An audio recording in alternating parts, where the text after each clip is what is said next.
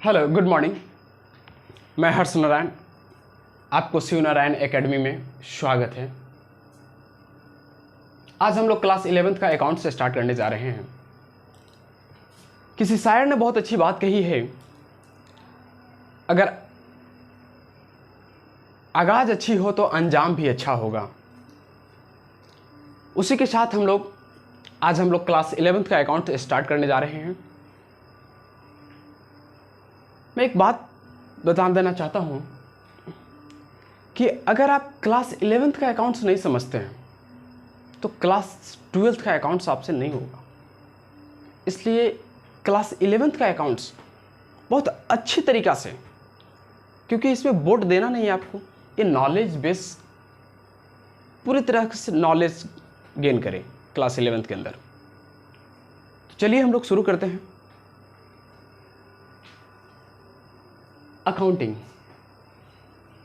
कहता है कि it is an art of recording, it is an art of recording, classifying and summarising in a significant manner. Manner का मतलब होता है method, and in terms of money transaction and events which are in part at least of financial character.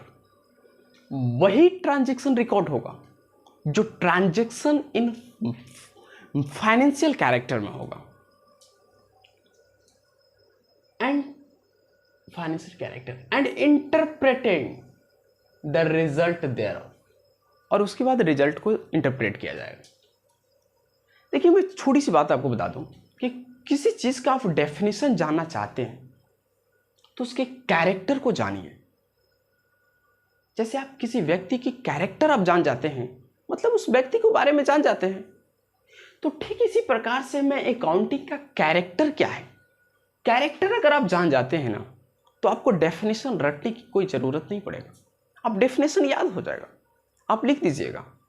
इसलिए सबसे पहले आप इसके character को एकदम लाइन बाय लाइन इसको समझिए। कहता है कि अकाउंटिंग में हम लोग ट्रांजैक्शन को रिकॉर्ड करते हैं, those transaction which are in financial character. वही ट्रांजैक्शन को रिकॉर्ड करेंगे जो किस कैरेक्टर में हो, फाइनेंस में हो, और उसका मेजर किस में हो, मनी में। मतलब ट्रांजैक्शन को मेजर किया जाए मनी के टर्म में, मॉनेटरी वैल्यू जिसको कहते हैं। तो सबसे पहले हम लोग रिकॉर्ड करने से पहले उस ट्रांजैक्शन को आइडेंटिफिकेशन करेंगे, मतलब आइडेंटिटी करेंगे कि वो ट्रांजैक्शन फाइनेंशियल कैरेक्टर का है या नहीं।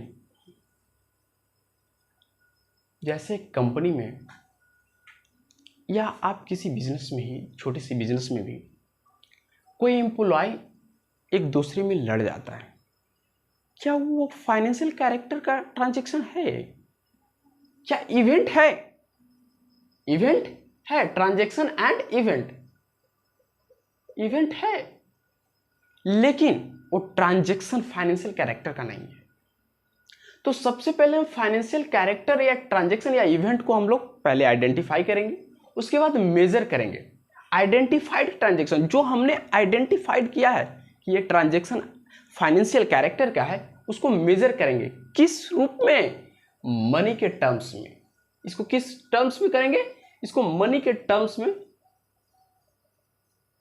टर्म्स में हम लोग मेजर करेंगे। उसके बाद हम लोग रिकॉर्डिंग करेंगे। रिकॉर्डिंग करेंगे कहाँ? जर्नल के अंदर। हड़बड़ाइएगा मत, एक टेक्निकल टर्म है, आगे हम लोग सब सीखेंगे। जर्नल जस्ट लाइक एक बुक है, इसको हम लोग समझिए तो बुक है। आप नोटबुक बनाते हैं ना, जस्ट लाइक वही समझिए, सिर्फ हम लोग ट्रांजैक्शन को इसमें रिकॉर्ड करते हैं। फिर उसके बाद है क्लासिफाइंग, मतलब ट्रांजैक्शन को हम क्लासिफाई करते हैं। हर ट्रांजैक्शन का अलग अलग सेपरेट बुक बनाते हैं, उसी को हम लोग लेजर कहते हैं। ठीक है। उसके बाद हम लोग समराइज करते हैं। क्या करते हैं? समराइज करते हैं। तो क्लासिफाई किया हुआ को हम लोग एक ऐसी फॉर्मेट में सजा देते हैं जिसको डेटा को हम लोग एक छोटा रूप दे देते हैं, उसको समराइज फॉर्म कर देते हैं। तो समराइजिंग में 3 काम करते हैं। एक तो ट्रायल बैलेंस बनाते हैं, and profit and loss account बनाते हैं, एंड बैलेंस शीट बनाते हैं, एंड उसके बाद एनालिसिस एंड इंटरप्रिटेशन, ये काम मैनेजमेंट का है।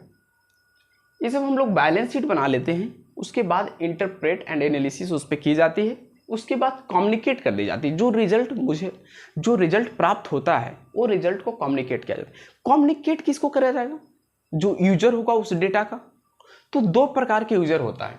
अगर मैं देखूं तो मैं सीधी सी बताऊं, मैं एक होता है इंटरनल यूजर और एक होता है एक्सटर्नल यूजर।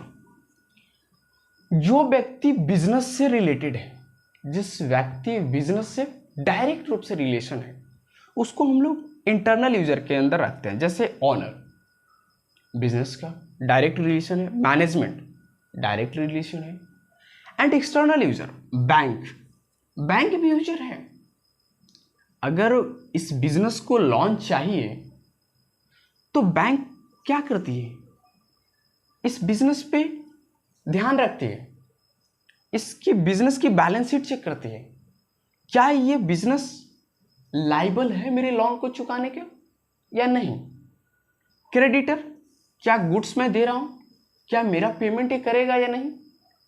तो ये सारी बातों, एम्प्लॉय, क्या मुझे बोनस मिलेगा नहीं, बिजनेस अच्छा ग्रो करेगा तो बोनस मिलेगा। ये सारी बातों को हमने सीखा अभी। तो ये जो डेफिनेशन हमने बताया, accounting is an art of recording, classifying and summarising in a significant manner and in terms of money transaction and events which are in part at least of a financial character and interpreting the result thereof। ये जो है 1941 में AICPA American institute of chartered public accountant ये definition दिया है 1941 में। यही definition ICAI Indian institute of chartered accountant of India, ये ICAI institute of chartered accountant of India यही डेफिनेशन को फॉलो करता है। तो बहुत सारे ऑथर्स, बहुत सारी संस्था अलग अलग डेफिनेशन दी है, लेकिन ये डेफिनेशन सबसे ज़्यादा यूज होता है। आप इस डेफिनेशन को याद कर ले, कैरेक्टर को याद कर लीजिए, डेफिनेशन याद हो जाएगा। ठीक है, चलिए अब हम लोग देखते हैं हिस्ट्री ऑफ अकाउंटेंसी। हिस्ट्री क्या है इसका? The seed of accountancy were most likely first sown in Babylonia and Egypt around 4000 BC। ये कह रहा है कि बेबीलोनिया और इजिप्ट में अकाउंटेंसी पहली बार पाया गया। लोग ऐसा हिस्ट्री में लिखा है, तो मतलब वहाँ मिला होगा अकाउंटेंसी का कोई ना कोई एविडेंस होगा। वहाँ लोग लिखते थे। इजिप्ट में जो राजा होते थे, वो राजा के जो हर हिसाब, जो टैक्स कलेक्ट करते थे और वो सारा डायरी मेंटेन बनाते थे। तो उनका जो बनाते थे इजिप्ट के अंदर, वो जो उनको कहते थे वजीर। क्या बोलते थे? वजीर बोलते थे, जिसको मुनी भी बोलते हैं हम लोग यहाँ के रूप में। यहाँ जो है मुनी बोलते हैं, वजीर वहाँ बोलते थे। Babylonia known as the city of commerce, इसको याद रखेंगे। ये जितना भी हम लोगों ने पॉइंट लिखा है, एक ऑब्जेक्टिव में पूछा जाता है, तो इसलिए हम लोग ने इसको मेंशन कर दिया है। Babylonia known as the city of commerce, Babylonia जो है सिटी ऑफ कॉमर्स के नाम से जाना जाता है।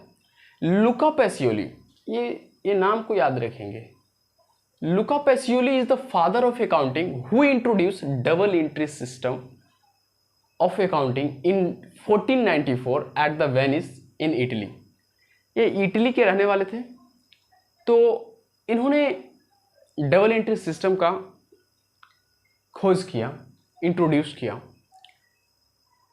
इन 1494।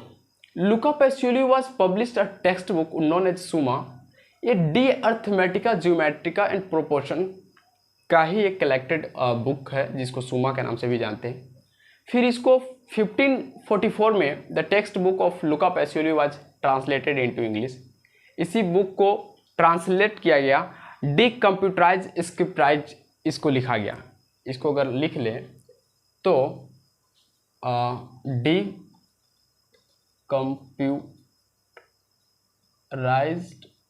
और स्क्रिप्चराइज कहते हैं, नहीं